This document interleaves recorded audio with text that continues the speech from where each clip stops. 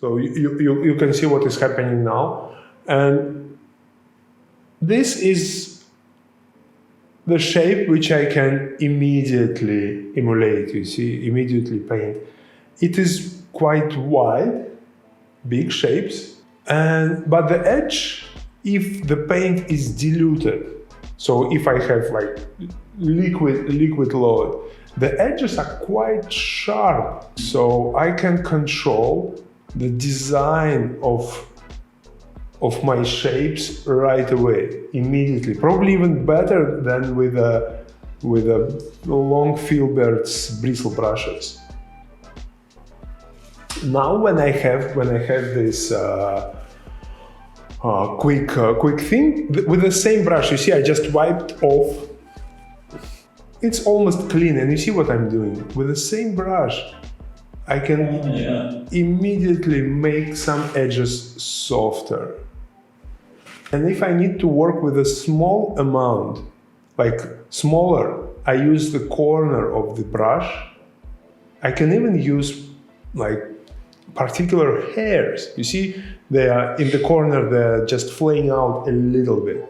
So at the same time, I can gently tapping this brush, or just dragging it, I can work with the edges just right away without changing the brush. So it is something like that. And now I just try to make things softer. So now I take another brush, and let's say I need to add halftones. So I mix something cooler and lighter. That's my halftone. And you see, I'm tapping the palette with the brush, because what can I do? I can do things like that. You see what is going on, the actual shape of it for let's say smaller work. So I can apply very thin brush mark just by making the brush, like pointed. But if I need something wider, I just do like that to make a shape of the comb. And now I have more spreaded version of it. So I can just apply things like this, you see, and things like that. What is really good about this brush is direction of the brush strokes. They can create an additional effect of hatching, which helps us, especially in alla prima.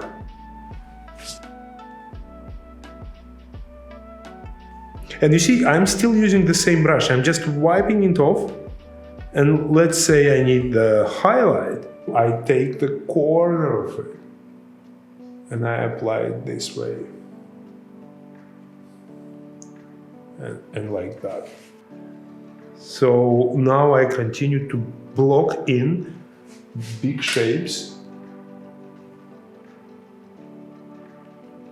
So something like that. And you see, I'm dragging again. I can just, this is the best way to sculpt the illusion. Let's say there is a rim of the lower eyelid, and I need it to be flat and thin. So I can now use my brush to create this type of. So you see, with the same brush, I can create things like that. And now I need to establish the lower part of the iris of the eye. So I just go like this, and I have it. If I'm wrong, I can just do like that. Yeah.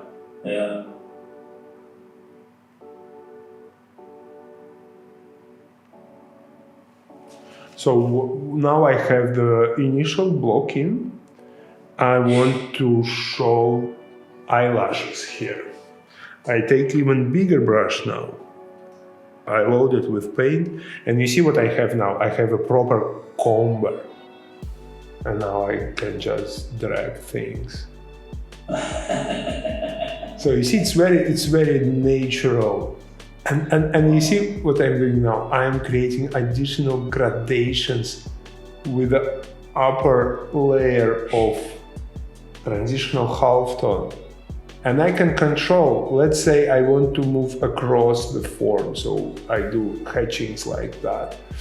Now I want to have the highlight in the upper eyelid. So I just do it this way. Wow. And, yeah, that's beautiful. And if I want to paint the tear duct, first I add, you see, still the same brush. So yeah. Efficiency is the most important thing, especially for La Prima. So we are doing things like, when I need to paint the line, I just rotate the brush and I use the side of it. I'm dabbing it back here and blending. And just by turning it to the side helps me to work thinner. Now I want to add some really cool bluish accents like this. And you see, since the load is quite moderate, I don't overlap totally. And again, just with the corner of the brush, like this. Now we have. I see there is a kind of a shape here in the eye, and you see it looks like rounded already. Yeah. Because I am just making the same movement. I try to do the same movement as I like follow the form. This is why I call it sculpting. Instead of drawing. Amazing. And now, like here, I want it to be darker, so I go from opposite side, you see. And at a certain moment, I just lift the brush up from the canvas. So it helps me to create the mark which is not even, which is more powerful in the beginning and getting weaker towards the end. So it is like a natural gradation. You see, like I start stronger, but I lift it up and I Interesting. And I can just do like this. And let's say this part is too abrupt. So I can take the red primary mixture and just make like this. You see, dragging in this direction to knock down the unwanted edge if I don't need it. So now I need highlight in the lower eyelid. So I just make it like this, you see. Now I see that the upper brow could be probably more with hair. So you see what I'm doing. Oh yeah. Oh. So we have some lighter area here, and now I want to have darker the actual pupil. So it is going to be not like this. So when I need to apply it, okay, I can do it this way first.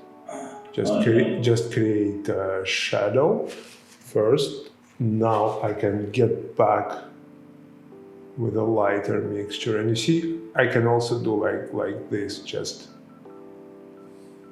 dragging around the pigment. And let's say I don't like this edge, so I can just carefully fix things. So I think one of the greatest abilities of this brush is creating of hatching effect.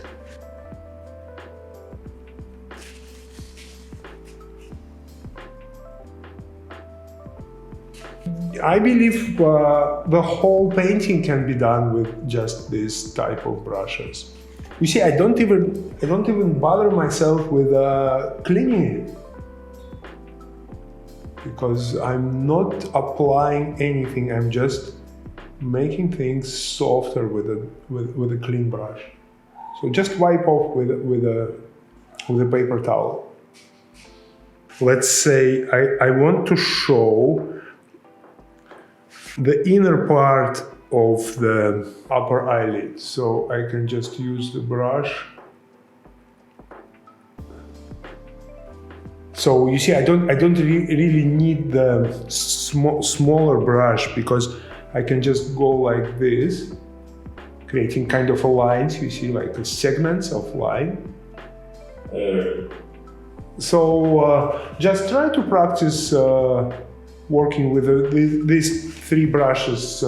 You can make a small still life or small head study or anything. They are suitable for any type of work.